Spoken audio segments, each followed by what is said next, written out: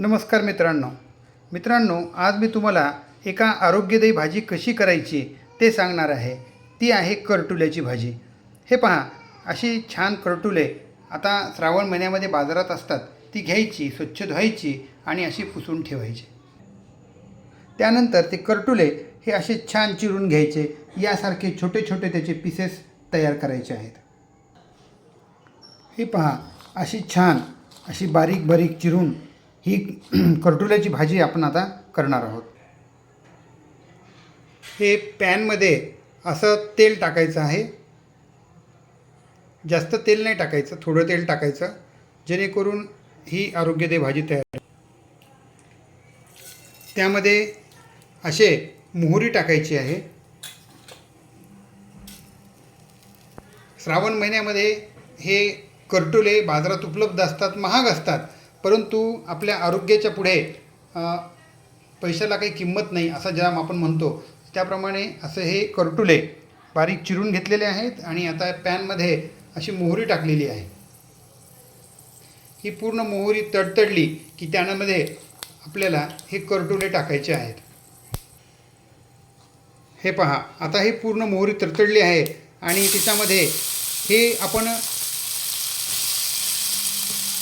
करटुल्याचे काप जे कापलेले आहेत बारीक बारीक ते टाकत आहोत।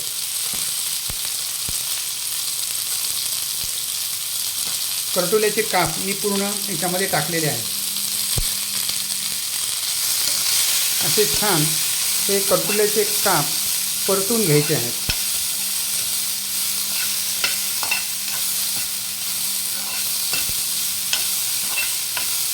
ही भाजी मध्ये मोठ्या प्रमाणावर प्रोटीन्स असतात आणि अतिशय आरोग्यदायी आहे। यामध्ये फार काही मसाले आपल्याला लागत नाहीत।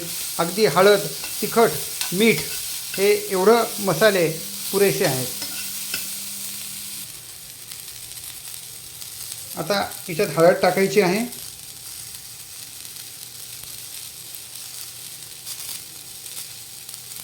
तिखट हे टाकायचं आहे। चवीप्रमाणे तिखट टाकायचं आहे, आपल्याला जशी चव हवी आहे तशी। आणि चवीप्रमाणे मीठ टाकायचं आहे। हे तिखट, मीठ, हळद अशी टाकून झालेली आहे आणि आता आपण ते पूर्ण असं मिक्स करत आहोत।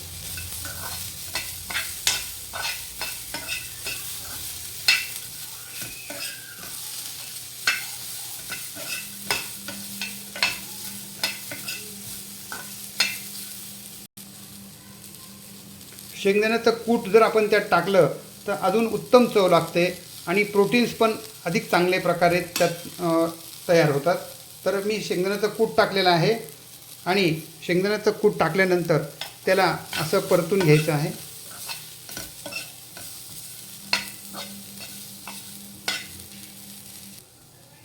आणि नंतर त्यात पाणी टाकायचं आहे शिजण्यासाठी। करटुले शिजण्यासाठी आपल्याला पाणी टाकायचं आहे।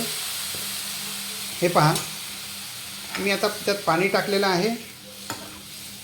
अगदी चांगले ते शिजले की त्याला उत्तम चव येते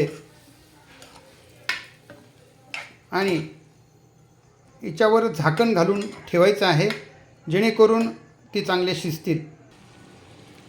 आता करटुले मी शिजण्यासाठी ठेवत आहे आणि त्यासाठी एकदा पूर्ण चमच्याने ढवळून घेतो जेणेकरून ती भाजीमध्ये कूट आपण जे टाकलेलं आहे ते एकसंग होईल। आणि अशी ही ढवळून घ्यायची आहे आणि त्याला शिजण्यासाठी वर एक झाकण ठेवून द्यायचं। साधारणतः 10 ते 15 मिनटं व्यवस्थित ते शिजते आणि त्यानंतर आपण झाकण काढून घेणार आहोत।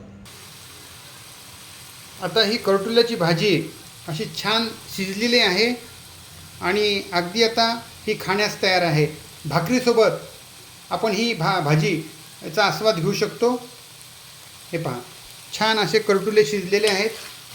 त्यात फार मसाला टाकायची गरज नाही। अगदी कमी मसाल्यामध्ये तयार होणारी, कमी तेलात तयार होणारी पौष्टिक अशी ही करटुल्याची भाजी आहे। पहा, सुंदर शिजलेली आहे भाजी ही आणि आता खाण्यासाठी आपण ही सर्व करू शकतो। ही पहा, ही तयार झाली करटुल्याची भाजी।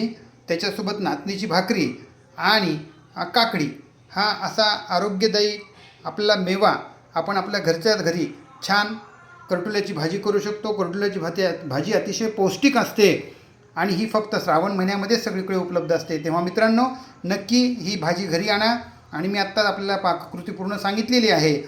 तर त्याप्रमाणे ही अशी भाजी, भाकरी आणि काकडी याचं आपण सेवन करा.